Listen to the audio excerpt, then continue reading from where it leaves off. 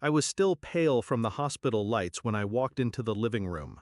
Mom leaned back on the couch, arms folded, lips curved into something that wasn't quite a smile. "Thanks to your ring," she said, voice dripping with pride, "your brother finally got what he deserved." I laughed. Not loud, just sharp enough to cut through her self-satisfaction. Her eyes narrowed. "What's so funny?" That was the moment her grin began to slip. The ring wasn't just jewelry, it was a promise.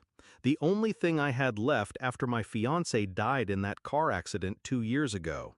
It wasn't about the $18,000, it was about the nights we planned a future, the weight of his hand covering mine, the way he whispered that he'd chosen forever. I wore it every day. Even in the hospital bed, it sat in its velvet box on the nightstand, safe. At least, I thought it was. My parents never cared much for sentiment. My brother was their golden boy. Everything bent to his whims. If he wanted something, the world rearranged itself to make it happen. I thought I was used to it, until I came home to find the box empty. The signs had been there. The nurse who told me my mother had been organizing my belongings while I slept. The way my father avoided my eyes when I asked about the safe deposit box. My brother's smug smirk when he posted pictures from his extravagant dream party. A rooftop banquet, designer suit, champagne towers glittering under the lights.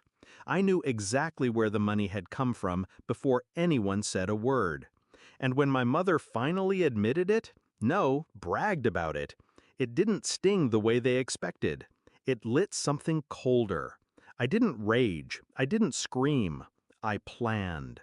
The truth they never understood was that my fiancé had been careful, meticulous. He knew my family. He knew how quickly sentiment could be turned into profit. So when he bought the ring, he bought two. The diamond they sold was glass, an identical copy he'd had made as a safeguard. The real one stayed locked away in a safety deposit box only I could access. So when my parents thought they were pawning off my future, they were really just peddling a stone worth a few $100s, and I let them. But a simple switch wasn't enough. Revenge had to be thorough, deliberate. Step 1, I made copies of the pawn receipt my father left lying on his desk. Careless, arrogant.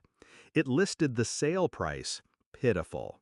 Step 2, I reached out to the bank, transferred the real diamond to a new safe box under a trust name they'd never connect to me, watched the clerk seal it away, untouchable. Step 3, I started talking. Casually at first.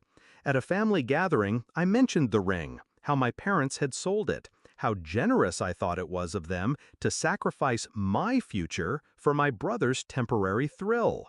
The whispers spread faster than fire. Aunts, uncles, cousins, they all looked at my parents differently after that. Not with admiration, but disgust. The confrontation came a week later. Mom stormed into my room, face red, voice sharp. "Why would you tell them? Do you have any idea how humiliated we are?"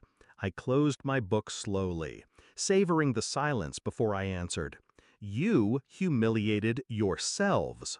Her mouth opened, but no sound came. For once, she didn't have a retort. Then my brother barged in, demanding his share of what was left of the ring money. Apparently, the pawn shop hadn't given as much as he'd expected, and now his credit cards were screaming. I turned to him, calm, steady. "You really think there was anything left to take?" His brow furrowed, confusion battling arrogance. That's when I told them. About the replica. About how they sold glass while the real diamond stayed locked away untouched. About how their triumph had been nothing more than a cheap con of their own making. The silence that followed was perfect. Mom's face drained of color. My father sat down heavily, like the weight of his own foolishness had finally crushed him. My brother cursed, his fists clenching, then unclenching when he realized there was nothing he could do.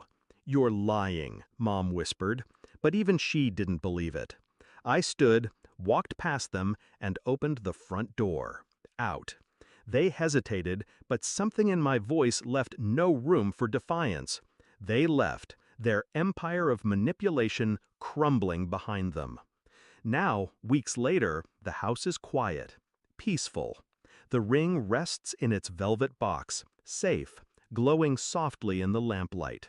Not just a reminder of love lost, but of the strength I found in its shadow. Do I regret it? No.